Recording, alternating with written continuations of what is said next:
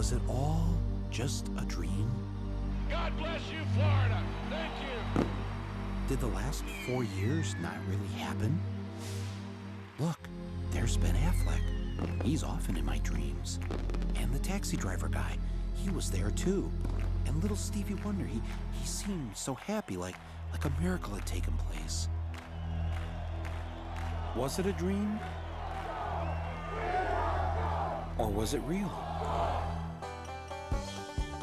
It was election night 2000, and everything seemed to be going as planned. In New York, Al Gore is our projected winner. The Garden State is green for Gore. We project that Mr. Gore is the winner in Delaware. This state has voted with the winner in Excuse me 1 second. I'm so sorry to interrupt you. Mike, you know I wouldn't do this if it weren't big. Florida goes for Al Gore. CNN announces that we call Florida in the Al Gore column. Then something called the Fox News Channel called the election in favor of the other guy. Not to interrupt you, Fox News now projects George W. Bush the winner in Florida, and thus it appears the winner of the presidency of the United States. All of a sudden, the other network said, hey, if Fox said it, it must be true. All of us at the networks made a mistake and projected Florida in the Al Gore column. It was our mistake. Now, what most people don't know is that the man who was in charge of the decision desk at Fox that night, the man who called it for Bush, was none other than Bush's first cousin, John Ellis. How does someone like Bush get away with something like this? Well, first, it helps if your brother is the governor of the state in question. You know something? We are going to win Florida. Mark my words. You can write it down. Second, make sure the chairman of your campaign is also the vote counting woman, and that her state has hired a company that's going to knock voters off the rolls who aren't likely to vote for you. You can usually tell them by the color of their skin. Then make sure your side fights like it's life or death. I think all this talk about legitimacy is way overblown. And hope that the other side will just sit by and wait for the phone to ring. And even if numerous independent investigations prove that Gore got the most votes, if there was a statewide recount under every scenario, Gore won the election. It won't matter, just as long as all your daddy's friends on the Supreme Court vote the right way. While I strongly disagree with the court's decision, I accept it. What we need now is acceptance. We have a new president-elect. It turns out none of this was a dream. It's what really happened.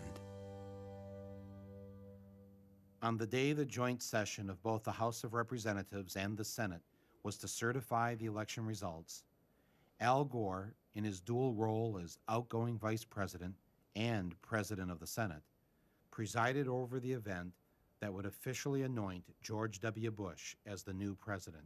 If any congressman wanted to raise an objection, the rules insisted that he or she had to have the signed support of just one senator. Mr. President, and I take great pride in calling you that, I must object because of the overwhelming evidence of official misconduct, deliberate fraud, and an attempt to suppress voter turnout. The chair must remind members that under Section 18 of Title III, United States Code, no debate is allowed in the joint session. Thank you, Mr. President. To answer your question, Mr. President, the objection is in writing, signed by a number of members of the House of Representatives, but not by a member of the Senate. Mr. President, it is in writing and signed by several House colleagues on behalf and myself of the 27,000 voters of Duval County, in which 16,000 of them are African Americans that was disenfranchised in this last election. Is the objection signed by a member of the Senate? Not signed by a member of the Senate. The Senate is missing. Mr. President, it is in writing and signed by myself on behalf of many of the diverse constituents in our country, especially those in the 9th Congressional District, and all American voters who recognize that the Supreme Court, not the people of the United States, decided this election. Is the objection signed by a senator? Unfortunately, Mr. President, it is not signed by one single senator. Unfortunately, I have no authority over the United States Senate, and no senator has signed. Mr. President, it is in writing and signed by myself and several of my constituents from Florida. A senator is needed, but missing. Is the objection in writing and signed by a member of the House and a senator.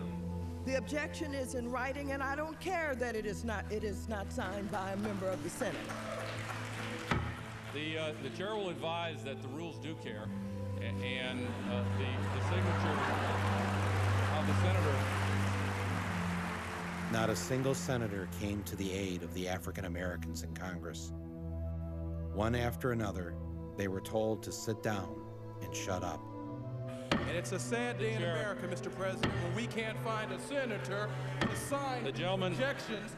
Gentleman will suspend. Won't sign objections, Mr. President. The gentleman will suspend. Inauguration coverage, 2001, on a nasty, but it could be worse kind of day in Washington. Where do we want justice? Where do we want it? On the day George W. Bush was inaugurated, tens of thousands of Americans poured into the streets of D.C. in one last attempt to reclaim what had been taken from them. They pelted Bush's limo with eggs and brought the inauguration parade to a halt. The plan to have Bush get out of the limo for the traditional walk to the White House was scrapped. Bush's limo hit the gas to prevent an even larger riot. No president had ever witnessed such a thing on his inauguration day.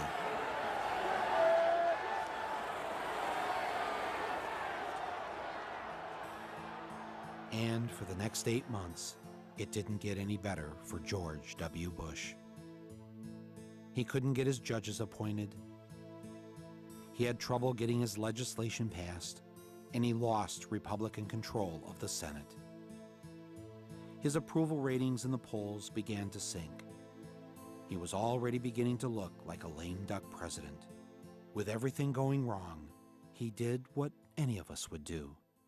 He went on vacation.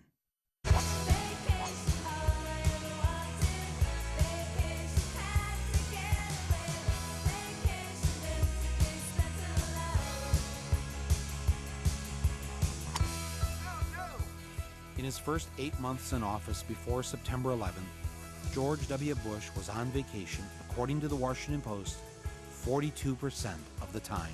I hit every shot good. People would say I wasn't working. It was not surprising that Mr. Bush needed some time off. Being president is a lot of work. Got these folks that say you're loafing here in Texas, that you're taking too long of a vacation. They don't understand the definition of work then. I'm getting a lot done. Secondly, you don't have to be in Washington to work. It's amazing what can happen with telephones and faxes. Thank you so much. And just a destiny of hope. Yeah. What are you doing the rest of the day? Karen Hughes is coming over. We're working on some things. And she'll be over here. We'll work on a few things, a few matters. I'm working on some initiatives. You'll see. I mean, there'll be some decisions that I will have made while I'm here, and we'll be announcing them as time goes on. The first time I met him, he had some good advice for me. Governor Bush, it's Michael Moore. Behave yourself, will you? Don't find real work. And work was something he knew a lot about. Anybody want some grits? Relaxing at Camp David, yachting off Kenny Bunkport. How you doing? Or being a cowboy on the ranch in Texas. I love the nature. I love to get in the pickup truck with my dogs. Oh, hi. George Bush spent the rest of August at the ranch, where life was less complicated. Armadillo loved to dig the soil looking for bugs. And so I went out there the other day, and there was Barney buried in his hole, chasing an armadillo. It was a summer to remember. And when it was over, he left Texas for his second favorite place. On September 10th, he joined his brother in Florida, where they looked at files and met important Floridians. He went to sleep that night in a bed made with fine French linens.